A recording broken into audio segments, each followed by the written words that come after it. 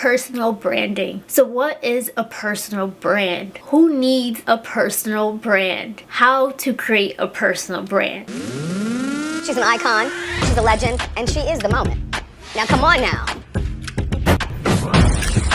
What's up, icons? It's the iconic fashion figure back with a new video. So let's talk about personal branding because I believe it's really important for all entrepreneurs. So what is really a personal brand? It's basically the way you identify yourself, plain and simple. So do I really need a personal brand? As I stated, I usually recommend to all entrepreneurs to try to create some personal branding for themselves. And I don't want you to confuse the personal brand idea with becoming an influencer. That's kind of like next level. You can still build a personal brand around yourself without becoming an actual influencer. Basically, you're just deciding how you want to portray yourself as the CEO. And here's why I recommend it. Customers like to know who they're sending their money to before they actually click that checkout button. Especially if you're a new brand and they're not familiar with you, they need to know who they're sending their money to because there's a lot of scams out there right now. So some people can be hesitant about sending their money. So if you're one of those business owners that's noticing a lot of people are adding to cart and you're having a lot of abandoned carts and you're not sure why, that could be one of the reasons. They're not sure and they don't feel safe to send their money until they know for sure, they're not being scammed. And one of the best ways to combat that is just letting people know who's behind that business. If they know who you are, they feel like, okay, I see it's a real human. She's just doing her thing. She's trying to make her money. I can shop with her. Or I know this girl. I can really relate to her.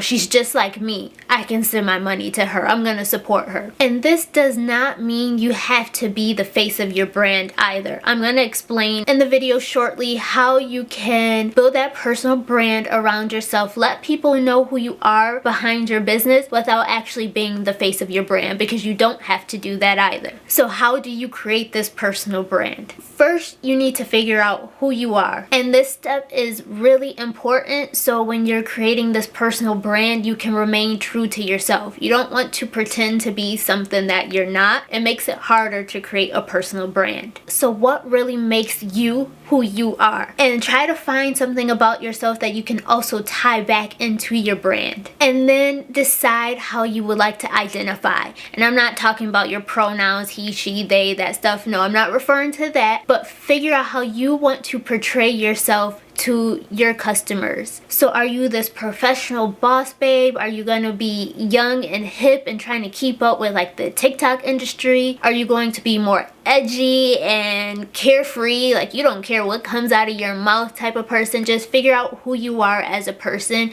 and you'll also want to make sure this is the same image you're trying to portray with your brand.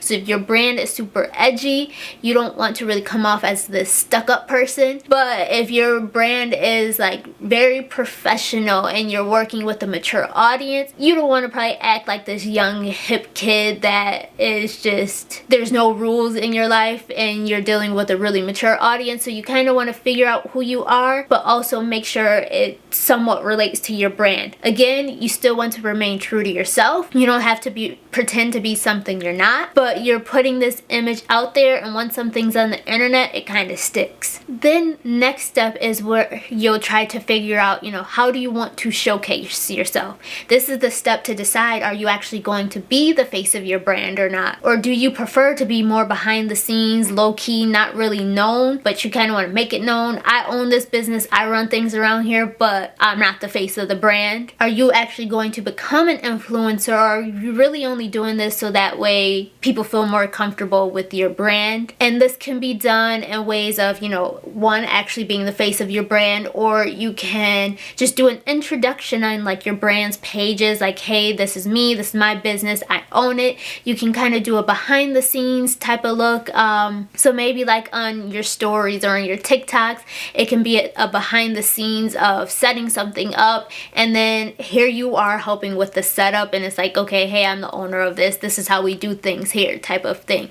There's a few different ways you can do it. I know there's one brand that really stuck out to me. So this girl owns her own business, and she's not the face of her brand at all. Actually, the way she kind of introduces her brand is more as family oriented.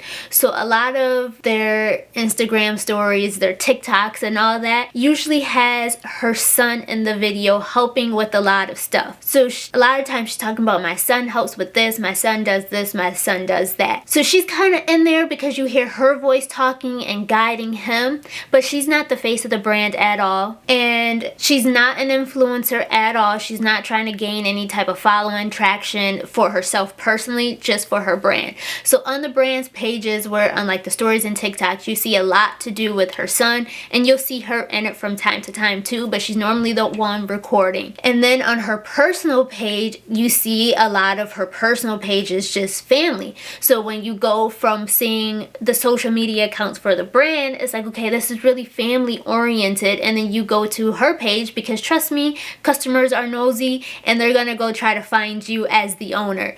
So then you see her personal page and it's all about her family, and a lot of her customers can relate and they love it that her son is so involved in the business, and he actually loves it too. It's not like she's forcing him to do it. He actually loves doing this. So a lot of mothers and family-oriented people love shopping this brand just because they can relate to not only the brand's image, but her personal family-oriented image as well. So that's what I kind of mean by creating your personal brand. I don't even know this girl's name, but I can tell you she loves her family, and that makes me more comfortable with, okay, let me support her brand, especially since her son is so involved. I know a lot of this money that I'm spending is most likely going to her taking care of her son, or maybe her son's future. You never know, but now I feel more comfortable buying from her. And then that leads me into the last step, to make sure like your public image matches this brand image you're creating for yourself. So like I said, her personal page actually matches like this image she's portraying on her brand's image, because she's remaining true to herself. That's what she's about, her family and her business, and that's what you see on her public image.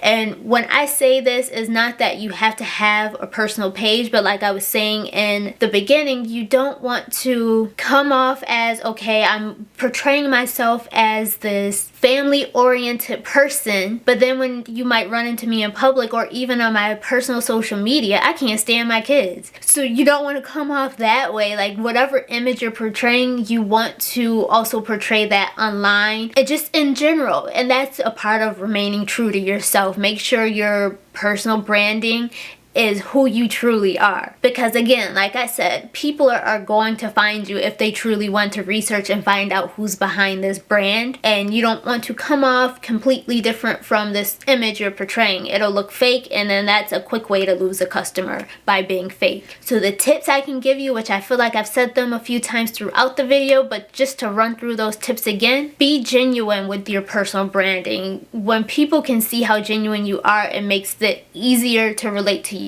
Everyone loves a genuine person. Be consistent with it. Don't be wishy-washy and switching up on people to be this professional person, then you're childish in another minute. Of course, be yourself. Everyone likes to have a lot of fun, but that's like some of these influencers, I guess they would be considered, or anyone just creating a personal brand, where they tend to use God a lot as a part of their journey and a part of their image, but then you see some of the things they're doing behind the scenes or the personal life, it doesn't kind of relate to their religious image that they're portraying when they're trying to sell you. So just be consistent with the image that you're putting out there. Again, that's a part of being genuine, a part of remaining true to yourself. And then, of course, like I've said a couple times, tie your personal image into your brand's image. You will want them to kind of relate a bit for your customers that are now researching you, trying to figure out who you are. It all kind of ties in together. That's it for this video. I highly recommend creating some type of personal branding, even if it's just on your brand's website, about us, and you kind of introduce yourself of who you are. So that way people can get to know you, trust you, and feel more comfortable checking out on your business page. Thank you guys for watching.